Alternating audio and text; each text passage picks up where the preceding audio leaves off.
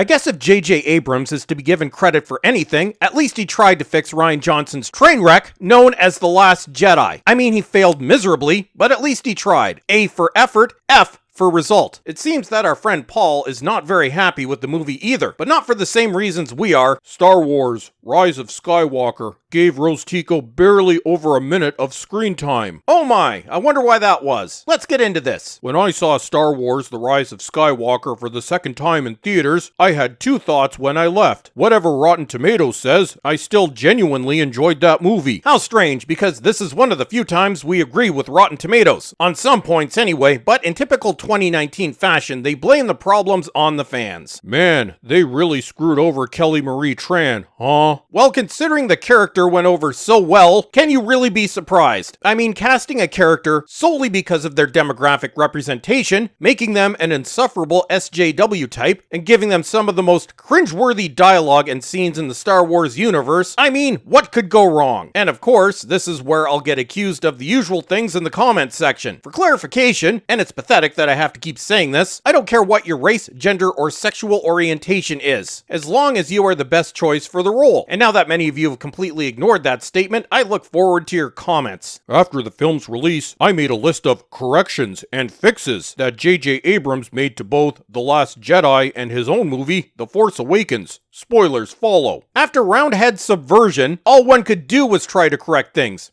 And fail. These contain major beats like Snoke. The original main villain killed off like a little bitch and then reinvented as Emperor Desperation's puppet. And Rey's origins. Another plot point that surely was not even considered in The Force Awakens. Or more minor ones I appreciated, like leaning into Finn's Force sensitivity, which was taken nowhere, like everything in that film. But I forgot one correction. Rose Tico's reduced screen time, because she was seen for such little amount of time that I genuinely even forgot she existed, and so I left her off my list completely in my first draft. Then perhaps you aren't the reviewer you think you are, because we sure noticed it. As it turns out, her screen time is even less than you might imagine. Slate clocks in at just 1 minute, 16 seconds in a 2-hour and 22-minute movie. Well, how sad. And that's being generous, with the author including things like her hugging Chewie in the background of the final scene, or the side of her face when Poe is talking. And it's in sharp contrast to The Last Jedi, when she received almost 10 times the screen time, with 10 minutes and 53 seconds. Really, somehow it seemed to be longer. Much, much longer. The saga of Kelly Marie Tran's Rose is a sad one. We focused on the character, not the actress. But go ahead with the usual spin, and perhaps the controversy that best sums up the recent toxicity surrounding the new Star Wars films. What you call toxicity, I call criticism and frustration over how Disney completely ruined a trilogy that should have been great and gave us characters that were only there to push their agenda. Fan critics of The Last Jedi pointed a lot of rage over the film directly at Tran and Rose. Again, Rose, not Tran, citing her useless storyline with Finn as one of the things dragging down the film. Well then, Paul, please enlighten us as to how that Canto Bite nonsense moved the story forward. Yeah,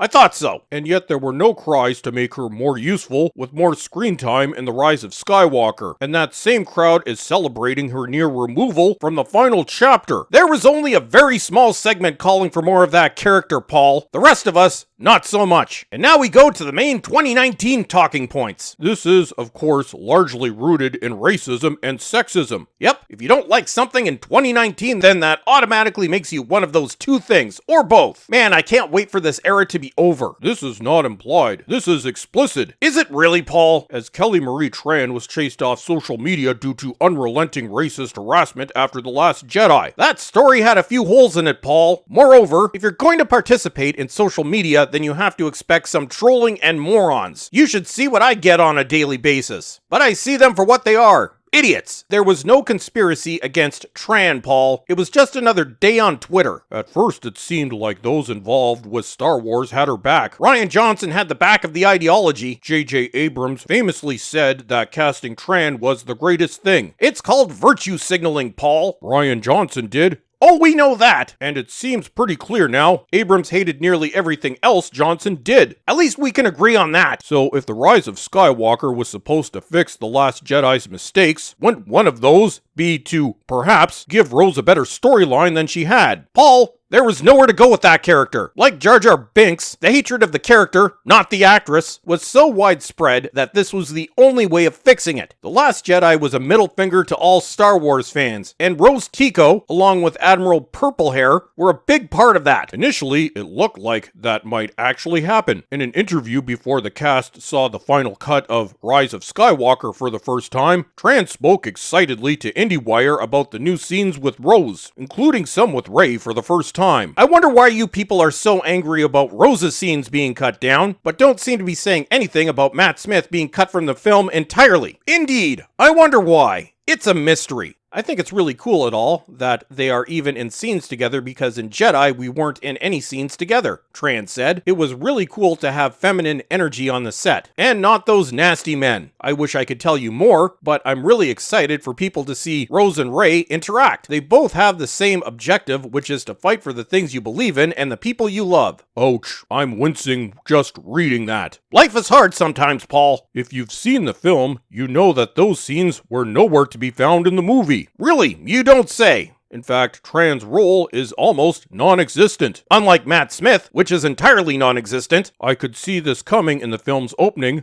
where Finn invites Rose to come along on their grand adventure, which has room for a Wookiee and 3 droids, but she declines, saying that she must stay behind to study Star Destroyers. Truly the most crucial of objectives. You mean like Canto Bight was? The rest of Rose's role in the film is sitting at home base, occasionally speaking on the radio, and then briefly getting in on the action in the climax. Though Finn and Janna are the ones doing the heroic acts, as Rose just frets about them over the radio. She should be grateful that she was Jar Jar Binks in Attack of the Clones, and not the silent Jar Jar in Revenge of the Sith. Whatever potential romance she had with Finn has completely fizzled, or at the very least, been scrubbed away in edits, because it was so believable in The Last Jedi. Finn doesn't even get an alternative either. Oh no! Abrams and Boyega swear Finn wasn't going to confess feeling for Rey. He isn't romantically linked to Janna, and Disney was too chicken to go through with the Finn-Poe pairing. Good lord! Yes, because that surely would have moved the story forward. What is it with you people and your obsession with relationships? Not every character needs to be in a relationship. That leaves plenty of room for Rose's arc to continue and conclude with Finn, and yet it's completely missing, as are other non-boy related scenes she was supposed to have with Rey.